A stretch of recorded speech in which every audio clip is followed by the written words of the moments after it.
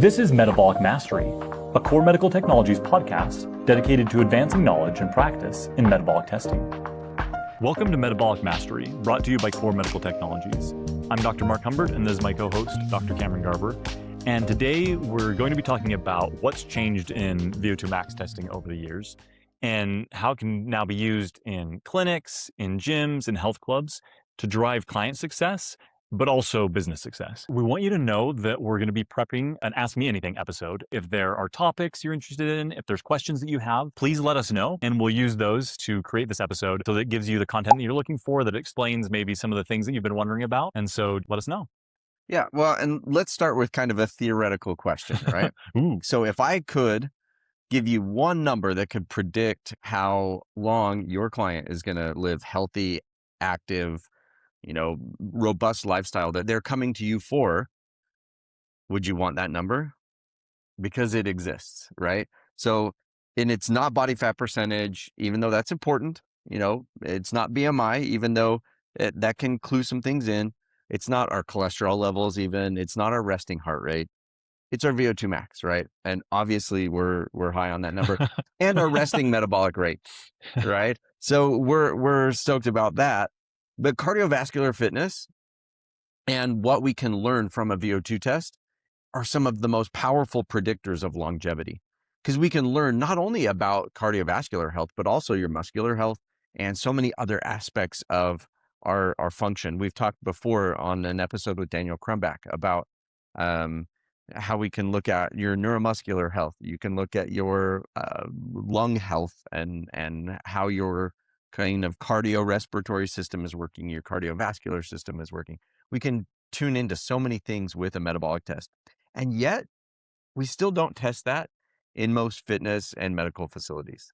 Well, and it's interesting because there's so much buzz about that, right? You see, you jump on social media and a lot of people are talking about VO2 max, but it's still not as widespread as we would hope, right? Right. And we'll talk about that a little bit further later, but we mentioned this many times before about how really it is just such a good predictor of overall health. And to Cameron's point, like there's so many other things that we can look at other than just VO2 max. And so like on the one hand, we're super happy that people are talking about VO2 max in general, but we would also love the conversation to include all the other things that it can do. Right. And I think part of it is just, sometimes updates in technology.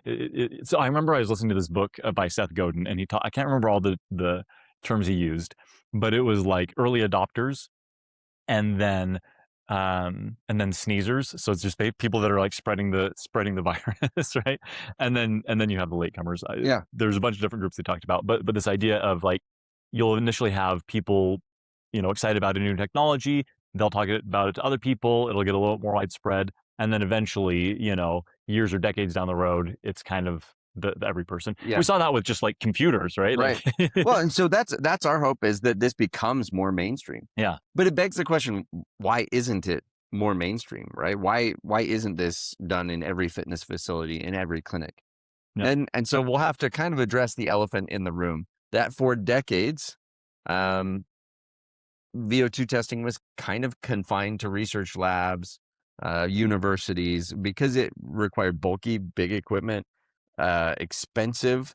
It had a complex calibration, and you needed a PhD to be able to interpret the data table that came out of it. Yeah. Well, it's interesting because Cameron found this quote from, it was like the third edition of ACSM's guidelines for exercise testing prescription. So kind of the testing Bible.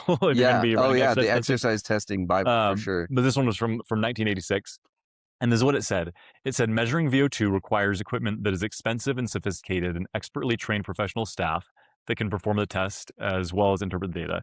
It does not lend itself to large numbers of subjects or patients. So right here, right, like back in the day when the equipment was still very bulky, a lot more inaccessible, it literally said like, this doesn't lend itself to large numbers of subjects, of patients. Yeah. But thankfully that's changed. And so, like you mentioned, what used to require a university lab, it doesn't, right? We've made things a lot more streamlined. Yeah. Well, and so that's the idea, is that technology finally caught up. That's kind of what changed. And so now what used to require a university lab is very portable and can live in your facility.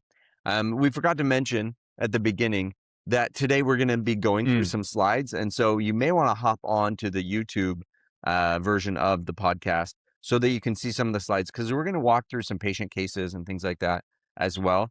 And you can see some of the slides that we're going through with this. Essentially, what used to take a lot of extensive training can now be done by anybody, which is awesome with VO2 testing. Like the fact that we can do an RMR test and a VO2 exercise test in the clinic, or in a gym setting or a health club so easily, makes it so much easier to be able to do. So there's been this massive shift in the way that we're doing things. And so that shift has really helped us to increase what we're doing and how we're helping people. Now it's more about health span, about retention of clients, about increasing our revenue and positioning your facility as part of this continuum of care from the healthcare realm to the fitness realm, that's no longer a divide, that those can be part of the same conversation. And so that's what we want to show you today, is that this is not just a university testing thing, and it goes beyond just that VO2 max number or that RMR number, but it becomes part of a whole strategy of how you can help your clients, your patients, be healthy and successful, and also improve the revenue and business strategy within your business as well. Absolutely. Well, and this idea of kind of bridging that divide is so important, because you and I were talking about this the other day, that we've kind of seen this polarization in health in America. More and more, it's people that are like extremely unhealthy and people that are relatively healthy, and there's just not as much in between anymore. And so being able to help people with their fitness, but also, as you talked about, like identifying those limitations and knowing like, hey, when do we need to bring in some other providers, some other parts of the health system, so that we can really take care of this person well and keep them on track with their goals. Yeah. And that way we really can help them. And so what has changed then to make that happen? What's changed to make us be able to use this clinically instead of just in a university lab? Yeah. There's some key technology changes for sure. A huge one is the size and portability of the devices, right? It doesn't take up half a room anymore. Right? Drawing all the power from the grid. And so that's one of the big things is they've just become much more compact and more portable, and yet still very accurate. So like many of the systems, when we compare them to research grade systems, actually perform quite well. Yeah. And so that's really nice. And self-calibration has made a huge difference. Such a game changer. And that was part of the thing with some of the older systems, is like you have this big syringe and you just got to like push it at this constant rate and make sure everything's good. And like, if there's errors in that calibration process, that can introduce a lot of errors into the testing. And so having devices that auto calibrate ends up taking a lot of the guesswork out of things, and a lot of the technical skill required, such that like anyone in a clinic could do, right? It's not just the one specialist. It's we can look at, training staff, and even if there is staff turnover, it's just so simple to use, so simple to learn. We're not having all these complicated procedures like in former times. Absolutely. By having that self-calibration, you're not having to rely on, like you said, the syringe calibration, the gas calibration, all the things. And so because they're so much easier to use, it really does lend itself to use in a gym or health club or clinic setting. Yeah. But often the turnover rate of being able to do a test and perform another one quickly enough was a big barrier to being able to do that in a clinic setting. And the barrier is no longer complexity. And so that's really nice. And so with the rising popularity of VO2 and RMR testing, you no longer have to explain to clients why they need it too. Yeah. The popularity has made it so people are asking for it. And so now that we have a more time efficient way of testing that really is coach friendly or clinician friendly, it's something that's easy to interpret and you're not just looking at data tables anymore. Oh yeah. The software has improved to where it gives us the actionable, meaningful information summarized and detailed out, so that it makes it so much easier to use, so that clinicians really can use that, and health clubs and gyms can implement this without having to have, a PhD on staff. Yeah.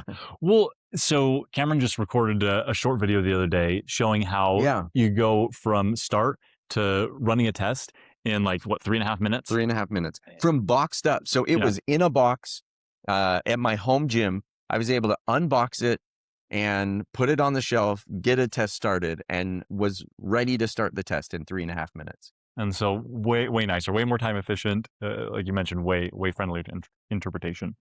So yeah, so much easier. So let's talk about why you're missing out if you're not offering RMR and VO2 max testing in your clinic or Yeah. gym or health club. So in the fitness industry, there's always this battle between cardio and fitness, like which is more important, or I hate this one and I love this one. I think this comes up every podcast. Oh, I think so too. So, because if you're a runner, you don't like to lift, you want to run, and if you're somebody that likes to lift, you don't like cardio. It is kind of the common, narrative, I guess, that we hear.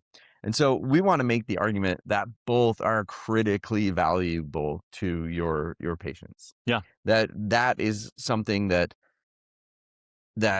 will benefit them in every way, either end of the spectrum. And so many people have seen VO2 testing, though, as just a cardio thing. This is just for runners and triathletes and things like that.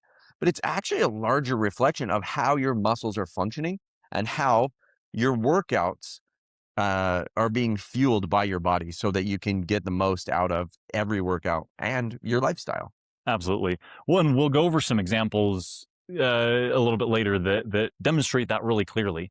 But it is kind of unfortunate that it's often seen as only the domain of runners or endurance athletes, Right. when really it can give us an integrated picture of what's going on with that person and know what we want to do next. Like that's the beauty of this type of testing, is it's not just a snapshot.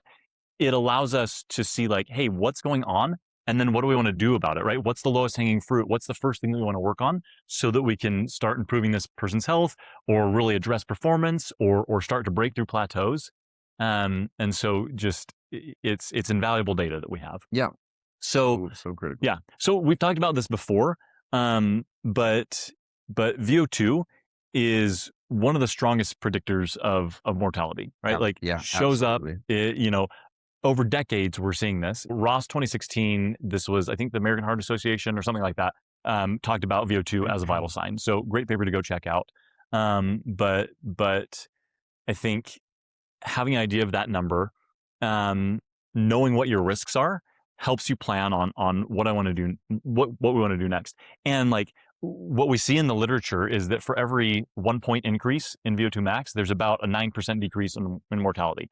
Like that's huge. That's huge. Yeah. That's huge. That's epic. That cardiovascular ability really is one of the strongest predictors of mortality, longevity, all of those things, that it helps us identify where we're at in terms of cardiovascular risk factors. And so why not test this? If we have the ability now to in the clinic, why not test this so that we can help people dial that in? And then we can also do the RMR test that allows us to help people with their nutrition, where that's such a huge barrier in our common world, the SAD diet, the standard American diet and everything. If we can help people understand better how many calories they should be eating and target that better, we can make massive improvements in their health and then measure those improvements with this testing. So I see it, like you said, as a vital sign, as something that we really need to measure, just like we're measuring blood pressure, heart rate, or our blood work, things like that. These are vital signs that we need to track. Absolutely.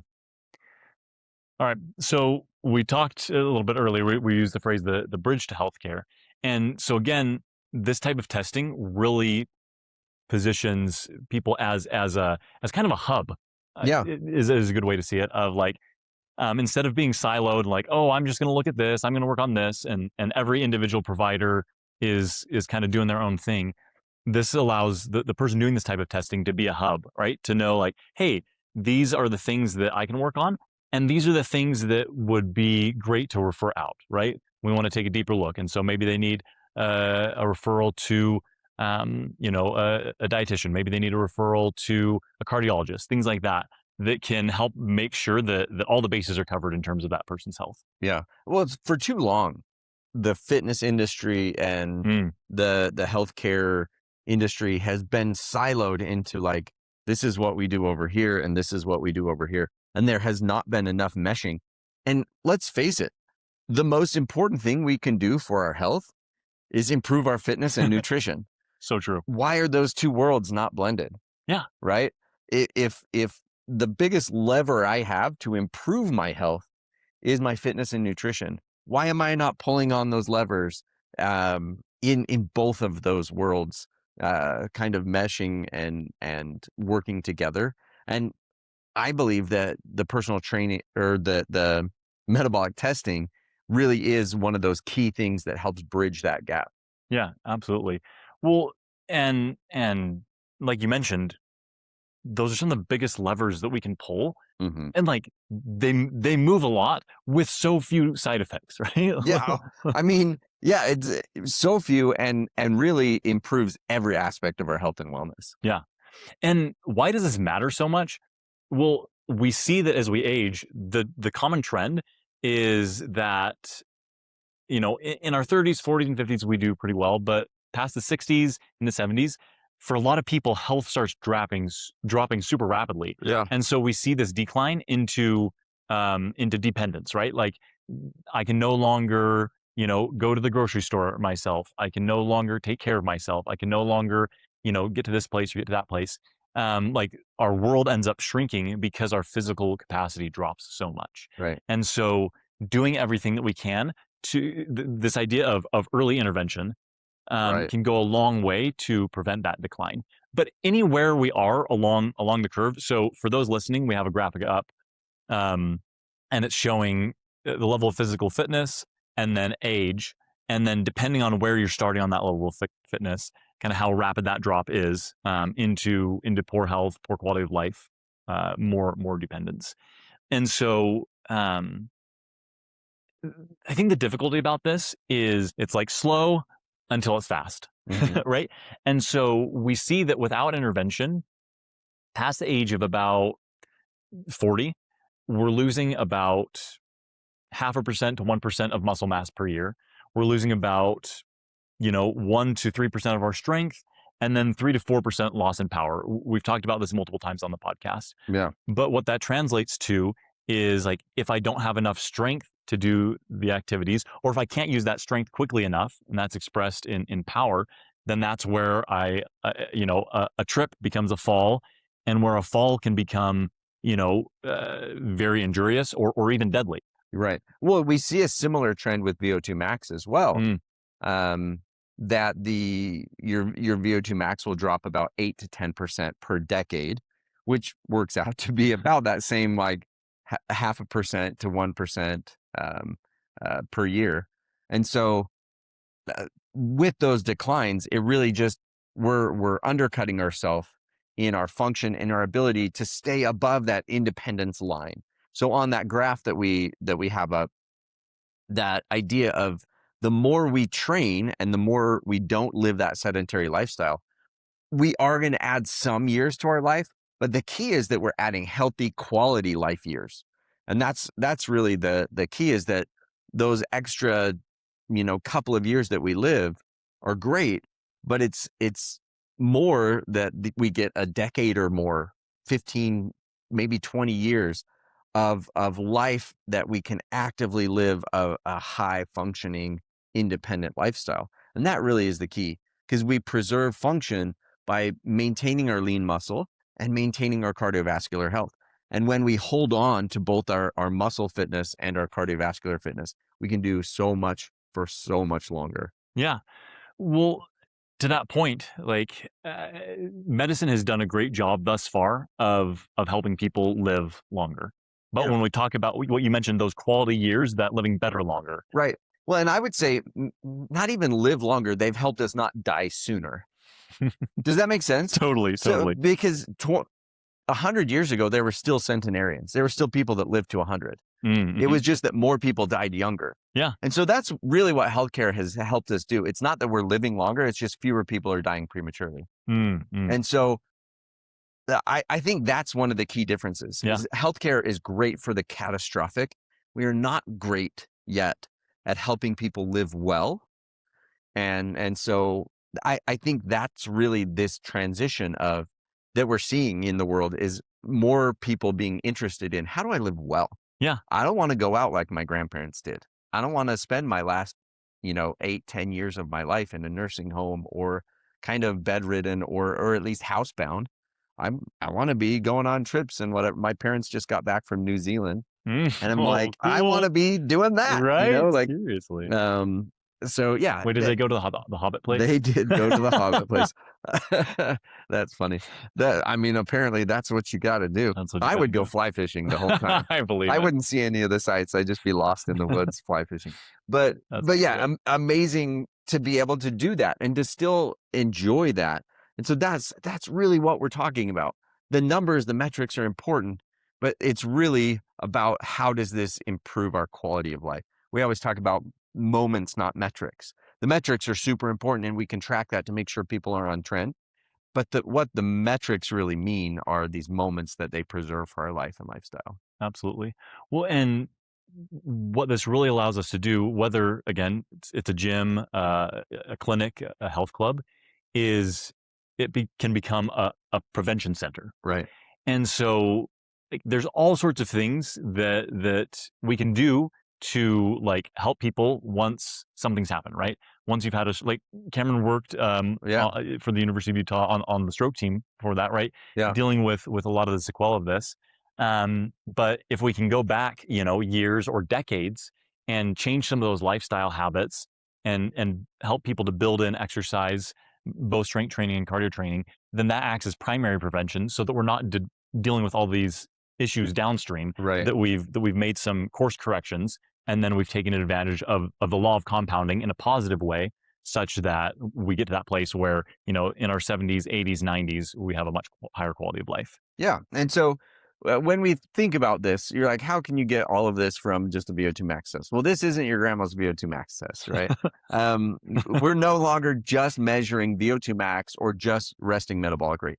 There's so much more that we can get in terms of the big picture behind someone's health and wellness. And so I think that's critical to understand, is that there's actually a lot more to it than just what is that VO2 max number or what is that RMR number.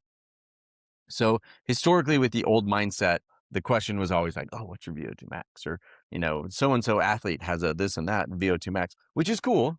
Like, it's good. And that number is important, but it reveals so much more, where we actually get this metabolic map of that person, their metabolic fingerprint, if you will. And so there's just so much more that we can discover about the health of your lungs, your muscles, your nervous system, all of those things, kind of like we talked about earlier, and how they're being fueled for activity. Well, I think a kind of good analogy for this is you can ask someone like, what's your net worth, right? Yeah. They can tell you that number. That tells us nothing about their spending habits. Right. And so like they might be worth a lot right now, but their spending habits are going to put them in severe debt really soon, right? There's a trend that's going to be leading them towards poorer and poorer financial health. Right. And so with that same thing, it's like, yeah, great to know my VO2 max number, but like, what does my metabolic health look like otherwise? We'll see people with high VO2 maxes, but their ability to switch easily between fuel sources is not great. And so having insights like that, right?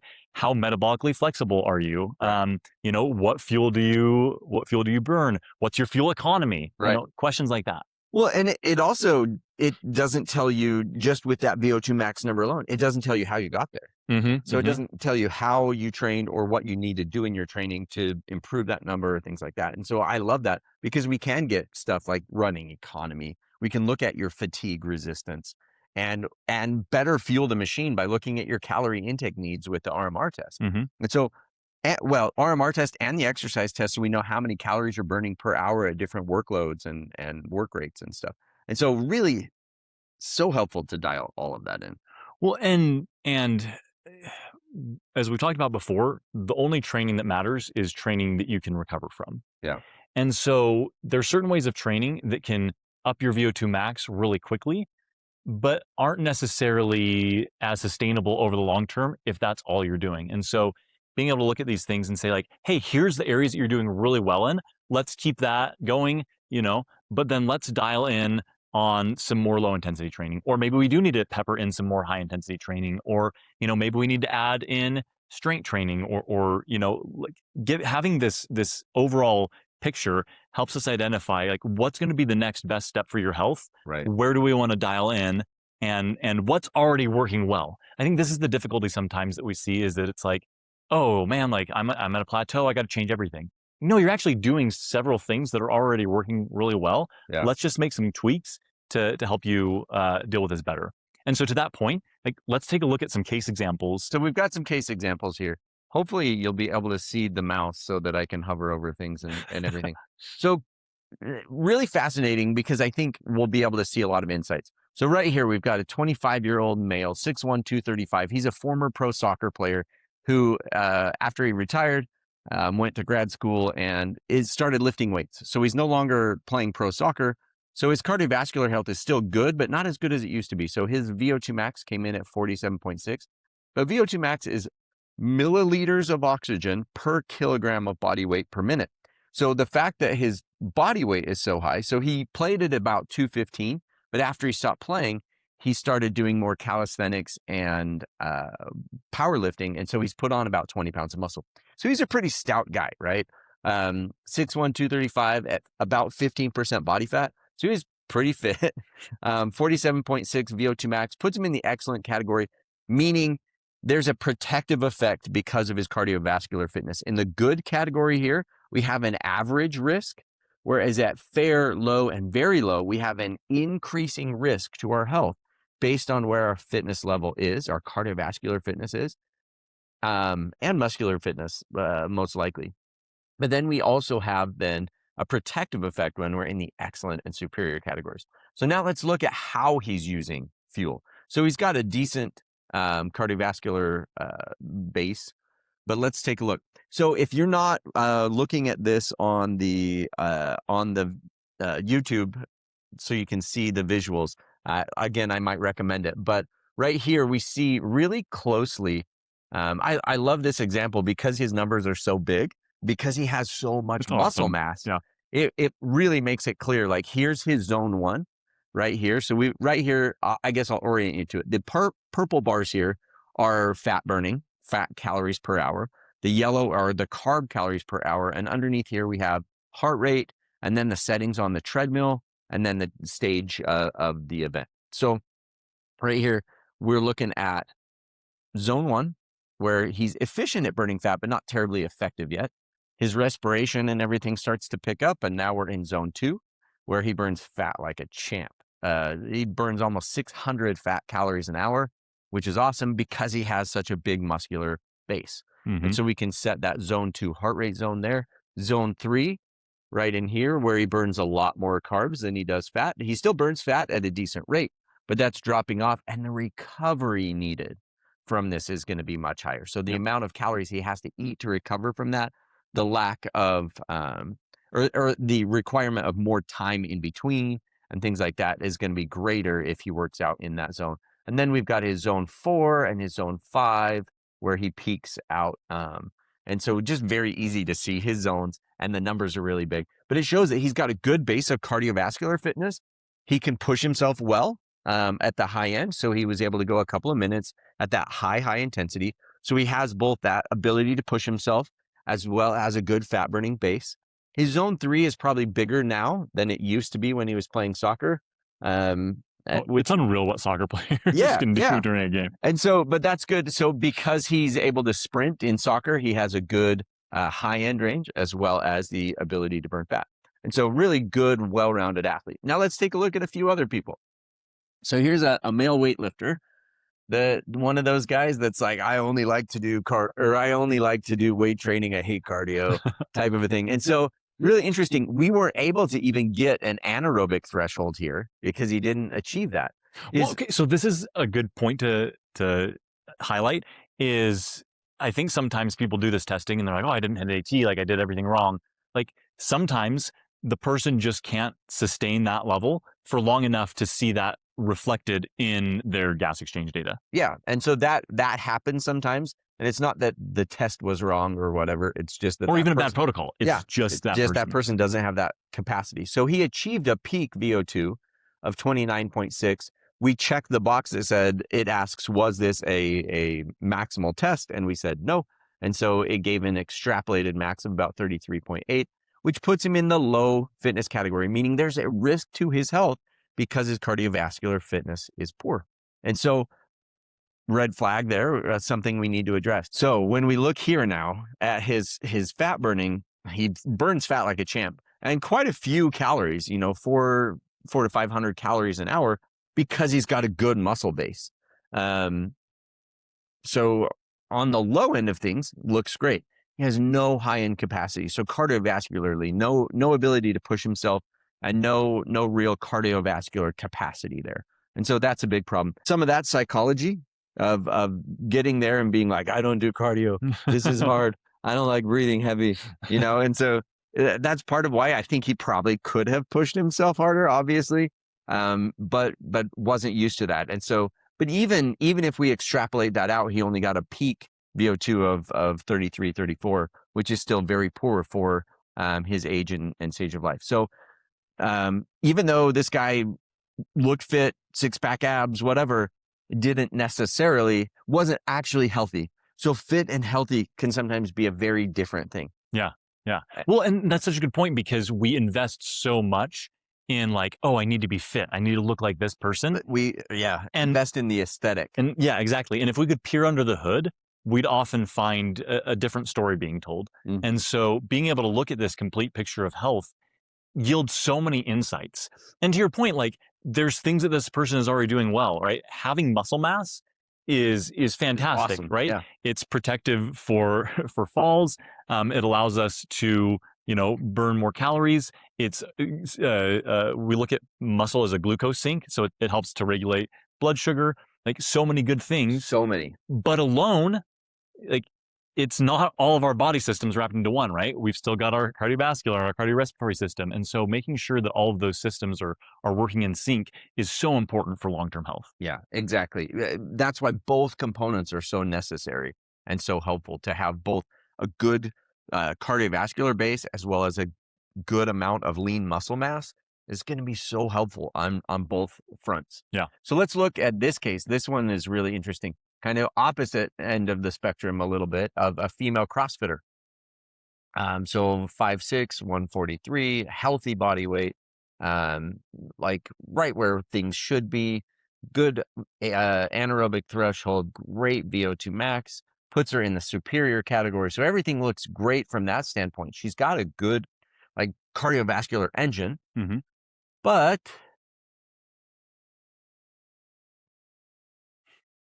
I don't know what's going on. I think it's got to be over to the far right. Oh, all right. But when we look at her fat burning, she doesn't have a great fat burning engine. Her overall calorie burn is good. But just that fat burning engine is not quite where it should be. She's able to suffer. She can push herself truly hard on this test and go several minutes at or beyond her anaerobic threshold. So she can hold a red line for quite a long time, which is impressive and kind of what her training has led to, but it doesn't create kind of this balanced athlete like we saw with the soccer player. And so if she wants to see improvements in her training for doing CrossFit, actually one of the things she can do is slow down more and keep her heart rate down here where she burns fat better and train her body to become better at burning fat so she can go higher into her heart rate range before she starts tapping into the fat burn. She still wants to preserve this ability to suffer. So what we'd like to see for her is maybe a smaller zone 3, a bigger zone 2, and a really big zone 4 and 5 where she can really redline for a long time. That would serve her better in her sport than this massive zone 3 and not really having a zone 2. Yeah. And so that I think is one of the big keys is she really doesn't have much of a zone 2, even though like right here, she burns fat, fairly well. It's just that the carbohydrate burn starts to really, really climb. Yeah. And so just a little bit of work of keeping her heart rate lower as she does these activities is going to really help her improve her fat burning and turn on that fat burning engine. Yeah, already doing a ton so well. It's Right. just, let's make this little tweak and then kind of even add more to your performance, add more to your health. Yeah. Yep. Okay. Now let's look at, this is a really common case. So I see this in the clinic all the time. So this is a woman at the tail end of menopause, right? Kind of going through menopause, or maybe is kind of wrapping up, but comes to me saying, I'm so frustrated. Everything is that I've done for the last 30 years isn't working anymore. I'm getting more belly fat. I'm feeling like my clothes don't fit anymore. I'm frustrated, and nothing's working. I've tried everything. And so when we look at this, 5'9", 143, that is a perfectly healthy, even at the low end of BMI, we're a 21 BMI, where below 21, we start to see increase in health risks again. And so she's kind of at the low end of healthy, but she feels like her body composition is changing. So this is more of a body composition issue than weight loss issue. And so really interesting here, we look and we see she's got a healthy VO2 max. 32.8 puts her in the excellent category. So it's like, okay, what's going on here? We did an RMR test with her and found that it was at kind of the low end of normal, 1,200 calories, which for somebody that's 5'9" and active, that feels pretty low to me. I would expect to see that more 1,500 to 1,700 calories, honestly, for somebody active and fit. She says she goes to the gym every single day. She works out and works out fairly hard. And so we look at her test and go, oh, you do work out hard. I can see here, again, she is good at suffering. She's able to push herself on this high end pretty well. But what I note is, look at how low her maximal calorie output is. At her hardest that she's working, she's only putting out about 600 calories an hour. We reflect back to our obviously much larger, much more muscular male, but he was burning 600 fat calories an hour. So a huge engine for burning calories, right? And so we can see her engine for burning calories, just total fats and carbs, is quite low at 600 calories an hour for her max. So that's a low amount, and is going to frustrate fat loss and all the other things. And so when we look at that, she's good at suffering. So this begs a lot of questions. So how are you training? Fit the classes at the gym. So mostly combining cardio and weights together. Yeah, okay. That makes sense. How many calories a day are you eating then? You've got an RMR of 1,200. Oh, about 1,000 calories a day. Okay, so what's your average heart rate then? So we pull out her watch, look, and we're about mid 140s was her average heart rate. So you're telling me you're burning 500 calories of carbs that we're going to have to replace all of those when you work out, and only eating about 1,000 calories a day. You're not even covering your bases for your baseline metabolism, your resting metabolic rate, plus you're burning all these carb calories. So now we're just fatigued, depleted. I said, have you noticed that you're getting injured? Yeah, I've actually had a major injury in the last 3 years. So what we're doing is we're wasting away lean muscle tissue. I said, have you noticed that you're using less weight than you used to? Yeah, I used to use 15 and 20 pound weights. Now I'm down to 5 and 8 pound weights. Have you been told that you're osteopenic now? Yeah, actually, at my last doctor's visit, they just told me that I'm at the border of osteopenia. And that's never been a problem for you before? No, never been a problem before. So she's working out really hard, going to the gym every day, doing this combination of cardio and strength training together, and not getting the result. She's burning very, very little fat. And so again, the prescription for her is, let's have you walk. Let's keep your heart rate really low down here, and we're going to switch it up. So no more combining cardio and weights. That's typically the least effective way of training. So I want you to do slow, heavy strength training. And when we do cardio, for right now, I want it just to be walking. I just want you to walk. And then we'll introduce the high intensity stuff later. You can still do one class a week, because I understand that's part of your social network and all these 100%. other things. And if that motivates you, like, that's great. But let's try to switch things up and heal your metabolism a little bit. So, but hopefully that gives you a snapshot of the depth and power of the information that we can share with you. Yeah, well, and that, again, it's not just any one body system. You mentioned so many different in that last example, especially, right? Yeah. How's your bone health? How's your muscular health? How's your cardiovascular health? Right. And we could have done that with all of those cases where we kind of nitpick those different things and reflect on what the different findings and questions. It's the key is the questions that you ask from that. Yeah, absolutely. And that if we just looked at their VO2 max, we would miss so much information. Right. And so having that more complete picture is crucial. And that's really one of the big reasons why you need CO2. Right. Having that substrate information gives you a lot of insight into what's happening at that metabolic level, at that fuel level. Right. It's critical that we measure carbon dioxide as well as oxygen, for sure.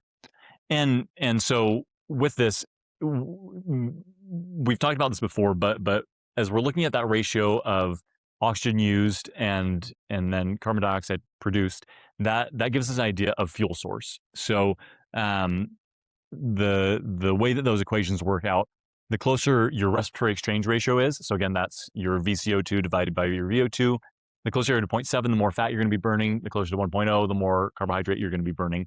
And so that just gives us an idea of not only like how many calories are burned, but what type of calories are burned. Like you mentioned, Right. that soccer player was burning like 600 calories of fat. So much. Versus the other individual was burning 600 calories overall. Most of those were carbohydrate. And so that gives us a really good idea of how good is that person at switching between fuel sources. And the nice thing is that that ratio is really well tied to people's heart rate. Yeah. That's why we can do heart rate training, because those gas exchange kinetics track really well with heart rate over time. And so that allows us to give a more accurate exercise prescription. So that's one of the things we didn't get to do with those cases is go more into, here's the exercise prescription I would give. We touched on that lightly, but that's where the rubber meets the road and gets really fun. Absolutely. But like you said, programming, nutrition, and really how is this person making progress over time? Right. All become really, really important things. And so, as we mentioned, one of the big questions, so I love that you brought this up again, is what questions am I asking? Yeah. Because that's really what we want to know. I have a friend who is just so good at asking questions. And he said, like, that's one of the things that has helped me to have a better life, is just learning to ask better questions. Oh yeah. I think that's the key. It's so key. And so when we can use this data and then that goes, I wonder what this means. I want to know more about that. Yeah. And can help us ask some of those questions so that we can, like, are you osteopenic? Are you, losing muscle? Like, and having that data, it's like, oh, okay, well, now I'm just confirming what I saw from those results. Now I know what to do. Right. We can see that she lost her muscle mass and muscle health. The mitochondrial density or mitochondrial health in her clearly is not good. And so that by asking those confirming questions, we can then move forward with, okay, here's what we need to do to reverse that. Yeah. Well, and just knowing that information helps us to avoid certain, downstream diseases. So things like insulin resistance, diabetes, heart disease, a lot of the chronic conditions that burden our health in later years. If we can get insight now and we can make changes, then those don't have to have as big of an impact. And the beautiful thing is, like, what do I always say? The best time to plant a tree was 30 years ago. Yeah. The next best time is right now. Yeah. And so that's the same thing is, I think sometimes we see like, oh, well, this is something I should have been doing back in my 20s. And like, well, we beat ourselves up. But it's like, hey, you know what?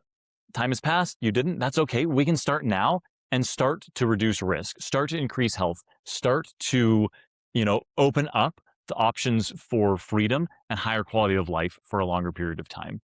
Wherever people are at, we can start now and start to make really positive changes. Yeah.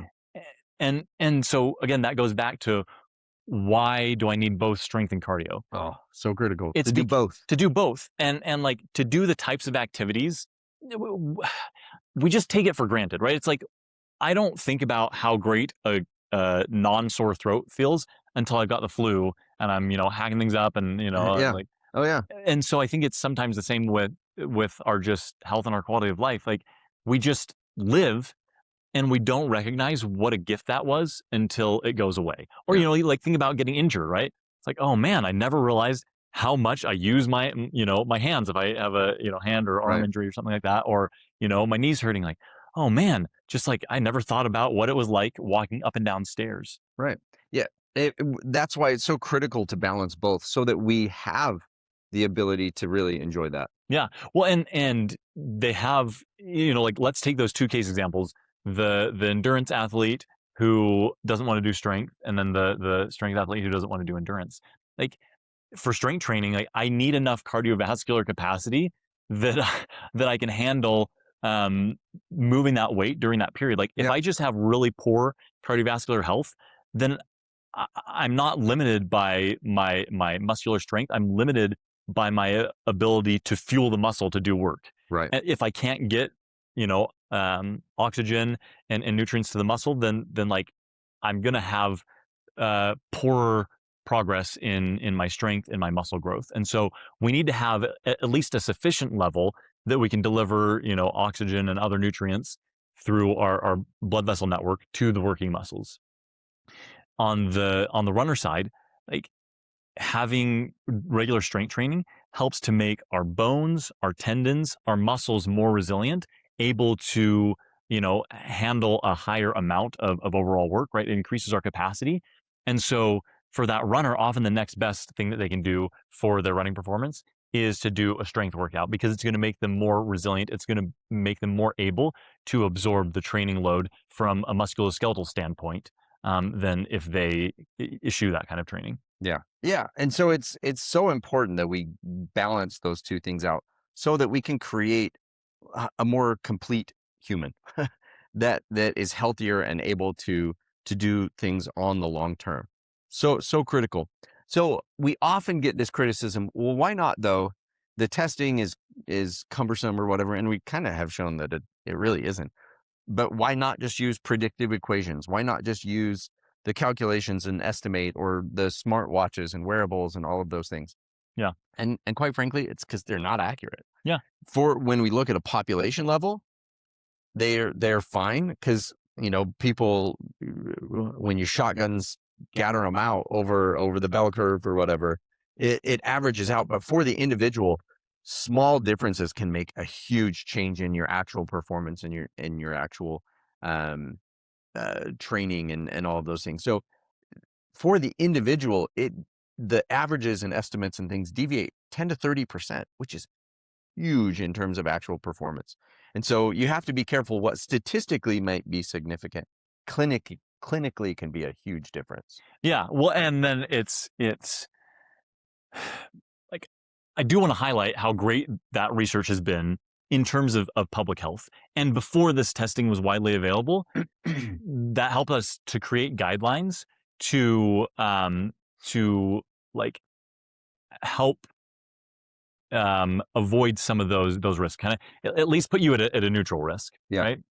And so we see the biggest benefit in terms of mortality risk going from the lowest fitness level to the next lowest fitness level. And so a lot of the way that the guidelines were made, we talked about this on a prior episode, and those percentage-based training zones were made, and those predictive equations for where I should be training everything were based on not necessarily optimizing health, more on that survival curve, right? Yeah. How do I avoid some of the major issues? And so if we can get the population to at least a baseline of Right. health, then we're going to avoid some of those things that reduce quality of life later on. But while that works really great for populations, when it comes to the individual, when we're using that can be quite off. And so, like, let's take the example of the perimenopausal client that you showed. Like, if we're just running through things through estimates, then we might just have the person spend more time training where they've already been training, and where it's already not getting them the results that they want. Right. The heart rate zone that we saw on there where she should exercise was like in the 90s, like 80s and 90s. Yeah. In heart rate zone, which if we used averages and estimates, it probably would have put her at like 120 or something. Yeah. So way higher than where she actually should be for where her body is at. And so that's the big thing, where using those averages and estimates and zones for all of the thresholds or other things, just it doesn't really bear out for the individual, especially if they've got any kind of medical complications or just life. All things in life kind of throw those things off. most of that research too was done, especially early on, where we set kind of the mentality behind the heart rate zones using percentages and stuff. It was done with college age kids, Hmm. and so uh, may work better for 20 somethings than it does for actual people who have had kids and who have had life stresses and all these things, or may have hormone imbalance issues or all these things. But we can measure that directly and remove the guesswork and see exactly where that person is at. So we can base it on their physiology instead of just estimates. Absolutely. And then being able to base it on their physiology really allows us to dial in their exercise Absolutely. prescription, nutrition prescription, so that we are helping drive the adaptations that we're looking for. And what we're always trying to do is balance kind of the ideal or the optimal with what's achievable for that person given their current constraints. Yeah. And so knowing what their numbers are and then knowing kind of what those targets are, right? This is what we would want for a good VO2 max. This is what we'd want to see in terms of calorie burn, right? Knowing that we have sufficient muscle mass gives us targets to work towards, but then also helps us to engage the client in such a way that we choose a plan for them, or that we design a plan for them that they're going to be able to be adherent to, that helps them to work on these things. Again, part of the difficulty sometimes when we just use estimates and then plug people into a generic plan is like it looks great on paper, but it fails real life. Yeah. Yeah. And that's exactly what we don't want to do, is because when we're talking about people's long-term health and wellness and fitness, like the consistency matters so much. Being able to do that on repeat over years and decades is what makes a big difference in the long term. It's not any one effort, it's that compilation of efforts over the years. And so designing programs that people can buy into and stick with is really important. So what you mentioned about this client, again, I keep coming back to that perimenopausal client. We're not, it's like you can't do those exercises at all anymore. It's like, hey, here's what's going to happen if we do that all the time. But I understand that this has social buy-in for you. This is motivating for you. And so let's find a way to work that in and do some of these other things that are going to help you to improve your health. Yeah. Yeah, that's exactly. So by being able to test and then retest people, we can track their progress over time and see how these things are working. But what it allows us to do in the middle is create a more accurate program, like Marc talked about, that really is based on their life and lifestyle. And so the retesting then allows us to reinforce everything that we've been doing in the programming that is so different because it was based on them. And what I love about the testing and being able to review the test with a client is that it gives you the opportunity then to have those meaningful conversations, to ask those questions. So we truly can build an individualized plan and program. I feel like just about everybody has bought some kind of fitness program at some point in time and probably didn't finish it because it wasn't based on your life and lifestyle. Like you were alluding to, like when it doesn't account for who I am and what my constraints are, it just isn't applicable. And then especially not knowing my body and how I'm performing right now, it can't really be adapted to me as well. So by doing this testing, it allows us to kind of get in this loop of testing and retesting that allows us to program for people that really works for their body. And so makes it a longer term plan that we can zoom out, look at the big picture for that person and really help them with meaningful numbers, track their progress and make progress for finally. Yeah. Yeah. Well, no, that's such a good point, because people get frustrated, stuck at plateaus for months, sometimes years, and being able to have the information that can help you break through that plateaus is just so nice. Right? Yeah. Yeah. Well, and so it's so nice to have this technology. Earlier, we talked about how it's the improvements in technology is what has made it possible to do this testing in a clinic or gym setting.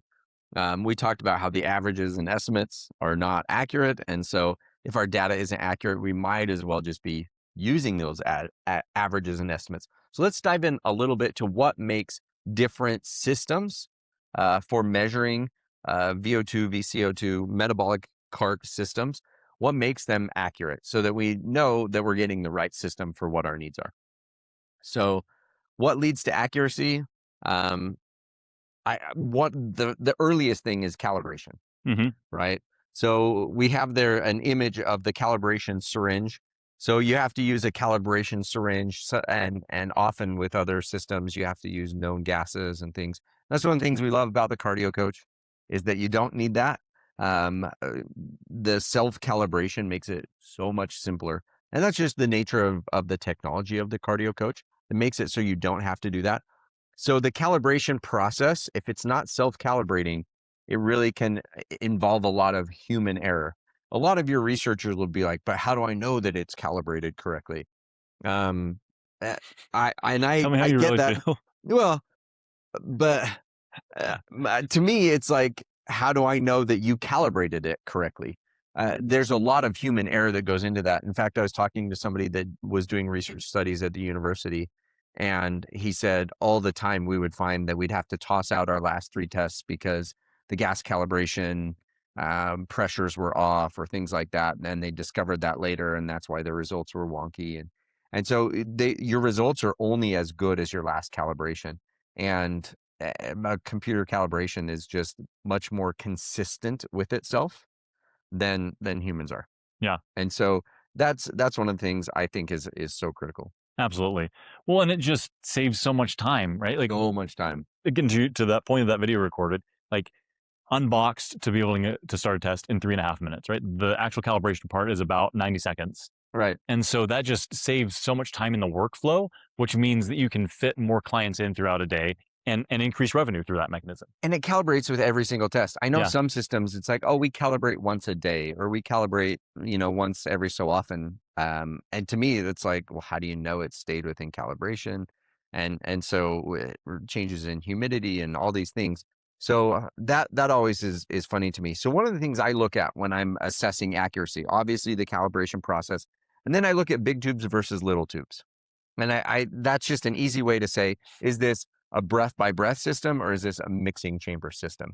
Mixing chamber systems, by their very nature, lend toward accuracy a bit more because we're gathering all of the expired air instead of just what passes by the sensor here at the mouth really quickly. So if you can imagine, you've got your lung lobes and you've got the bronchioles coming up out of those different lobes of your lung and coming up out of your mouth. And so the air is coming like this. And the sensor is maybe only in this central part. So it's only measuring the air from this central part and maybe not the air out here from the more peripheral parts of the lung.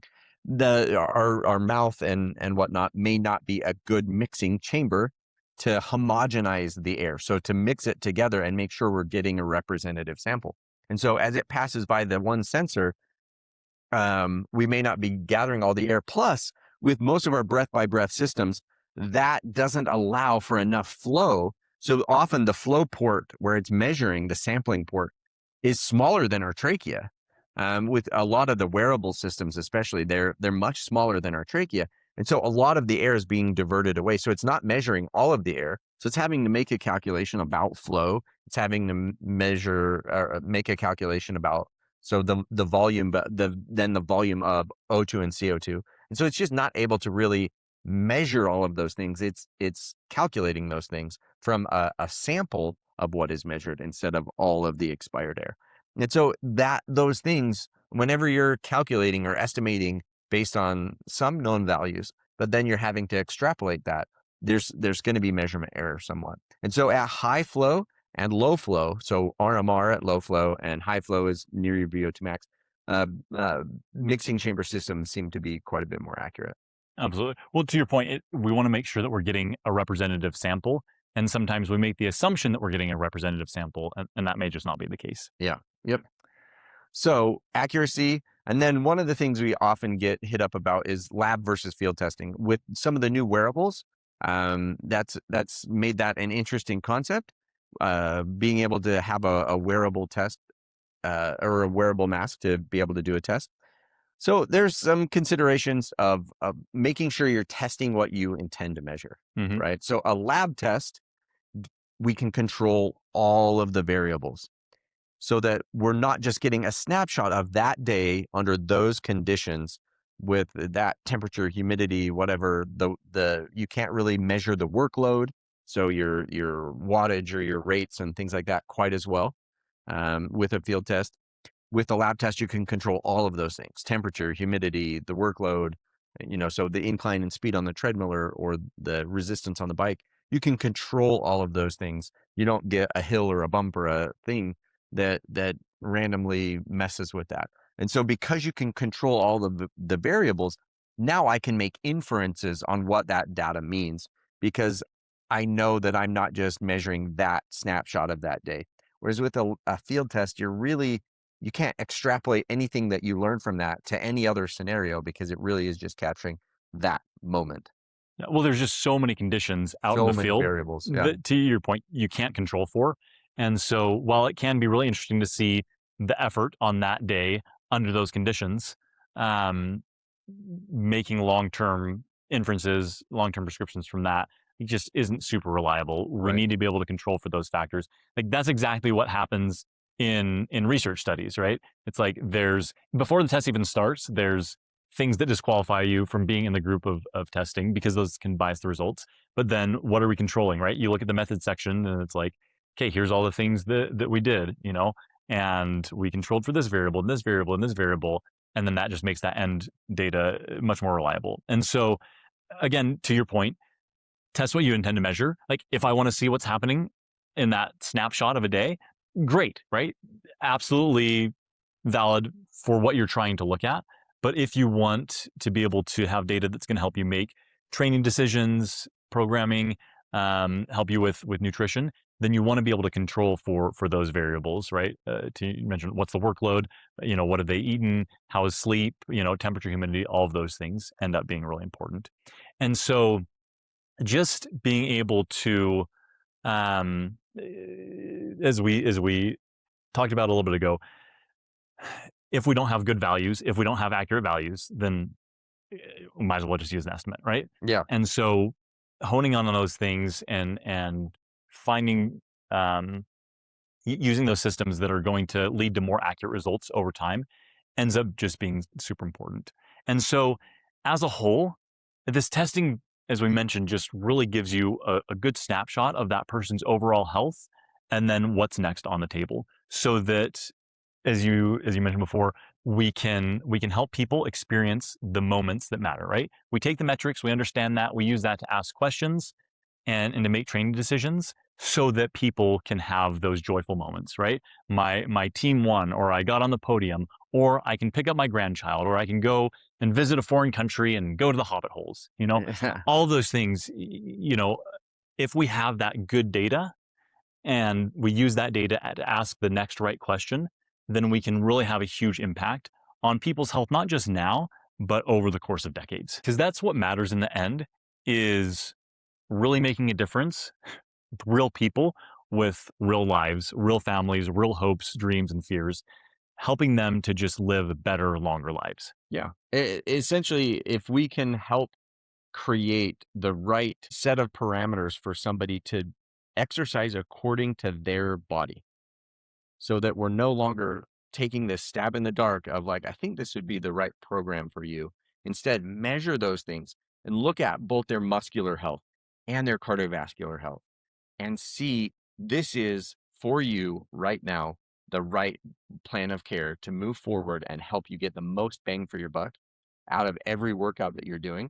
We make people so much healthier, happier, fit, and able to live life on their terms. Yeah, And that really is the key. absolutely. Yep. Live life on their terms without spinning their wheels constantly. Right. So hopefully we've helped review some of the elements of a quality metabolic cart, the things that you'll need to really succeed, and also some of the things that we look for in doing a quality test.